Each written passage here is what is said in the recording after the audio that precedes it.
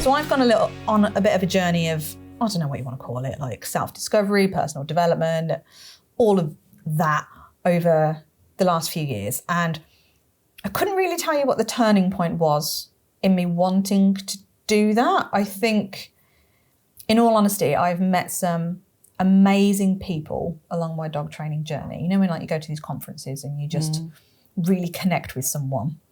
You like walk in the room and it's love at first sight. You're like, oh my God, like you and I are meant to be. Like us. I was just about to say exactly how like we met. And some of those people have just been, to me personally, like really inspiring. They've had amazing businesses, like multi-six-figure dog training businesses. And for all intents and purposes, they're the same as me. And I was like, I just found it fascinating. So I started to hang around with them more. And I couldn't tell you even why, because I don't think it was a conscious effort or a conscious decision of a money drive. I genuinely don't believe it was. I mean, don't get me wrong, like to hear multi-six-figure, you're like, you get that initial, oh my God, really? Yeah. Sounds unbelievable. It does in this sound industry, unbelievable. But then I was like, well, that's not the reason. Like that information came about because of my connection with the person and the conversation that we were having. And then I found more people were starting to do that. And then the more I hung around with those people, I was like, oh, okay then. So, and you just start to ask those questions. Okay, so like how have you built that business? I'm not kind of expecting to suddenly go from my £30 an hour all the way to multi-six figures, or if I'll ever get there, because, you know, you have that imposter syndrome around it and you think you get that self-doubt. But it started to open up my mindset, I suppose, to go, you could do this.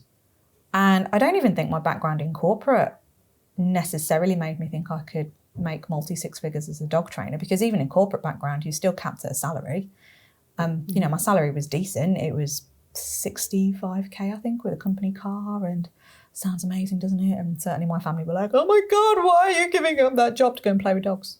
I was like, well, it's 80 hours a week. I hear the word corporate and just think of stress. Yeah, it was stressful. More so than typical dog trainers say it's stressful. Well, I did it 15 years. And I thought I loved it, but it's all I knew.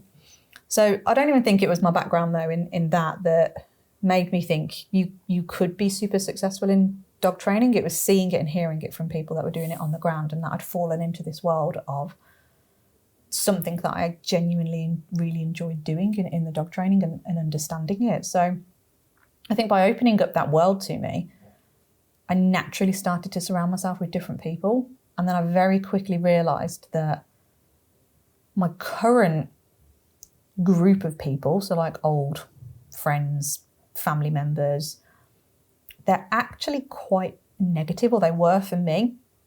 And I don't even mean negative in a horrible way of they're no good for me, but their opinions were quite damaging, I suppose. So things like, oh, can't believe you left that job to go and do this. You'll never earn as much money as you did in that corporate job. And it's those little comments that you hear more often than not. And those limitations just drip into you, don't they? Yes. If you hear them enough, they like osmosis, don't they? And they absorb into you. And that's how you start to view the world and go, well, I'm in this, but I can't ever be anything more than what like society says it can be or other people are doing. It's that limitation thing straight away, isn't it?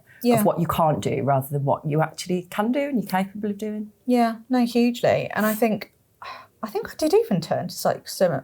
I don't recall there being as many Facebook groups back then, so like 10 years ago. I don't recall, I could be wrong, but I wasn't aware of many Facebook groups that existed when you compare it to today, in where you could go and maybe ask a question, or you could go and say, I'm really struggling with the business side of it, or whatever it may be. And this is dog professionals you're talking about? Yeah, dog professionals, yeah. I don't recall there being a space to go and do it. And I think more and more groups have popped up now. But for me personally, it's still quite negative.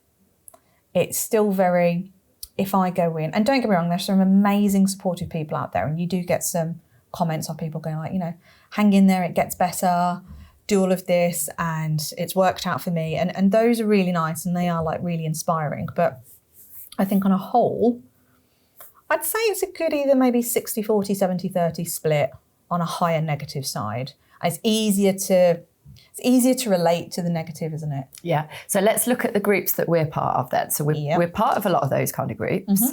And then we're also part of a lot of business coaching, mentoring type groups. Oh God, it's like chalk and cheese. Oh my gosh. Like I've literally just joined another thing. Joe was like, oh gosh, Vicky, joined another thing. Which is, it's not a negative thing, it's a good thing. It's good. But yes, I have joined another thing. And that other thing to me is like, it's just lifted me. My vibrations are all up and I'm just really enjoying it in there. And it's like a new group for a new membership that kind of has merged with an old one. So it's like got some new people, fresh people and some older people that were in it before. And everybody in there is saying, oh my gosh, this group is just uplifting everybody. The buzz is great. And it just got a really nice vibe. And everything that everyone puts, and it might sound like it's a bit too twee and a bit too like, yay, like a bit American high-fiving everybody. But actually it isn't. It's genuinely people are going, well done you. Like that is amazing. Like what you've just done. And it could be something really small. So like one of the posts was, what 3 things are you hoping to achieve this week? So that's usually on a Monday. And then on a Friday, it's accountability time. Have you managed to achieve those things? And if you haven't, what's stopped you? Like what's been in the way of it? And when people are like, I put an answer to mine saying, I got 2 out of 3. So that's really good. Like, and people are like, yeah, that is brilliant. So you've got to go, okay, so I didn't achieve all of those 3 goals, but I got 2 out of 3. And the reason the third one didn't happen was this was a genuine reason. It wasn't because of what I didn't do. It was because of like external things around it. But like, that's how it feels in those groups. And you go in those groups and you're like, yes, uplifted.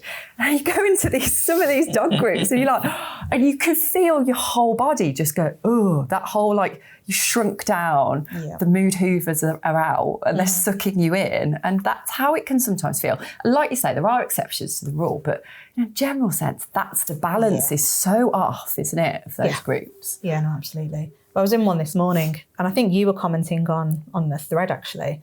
And I think the overall gist was this particular person was wanting to try and do something different in their business. They're trying to see if they can move it to a new membership or like a membership type. But then you could see almost through that, couldn't you, in going that there's no self-belief in that's actually what they're wanting to do.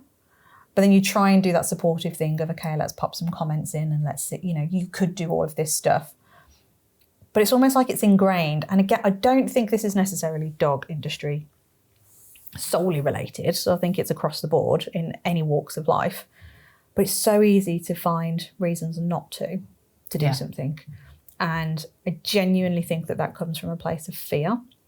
Now, fear could show itself in loads of different ways. It could be fear of, I don't actually know how to do that thing. So a lack of knowledge. Which was the gist of the post. But then you've got to question, is that the right place to be asking it? Because a lot of those people in that group don't do that and have no clue themselves. So you kind of go, well, there's probably better places you could ask that. Yeah. The example being what I've just talked about with the business. Like loads of people, again, from all different industries do memberships. They do them really well.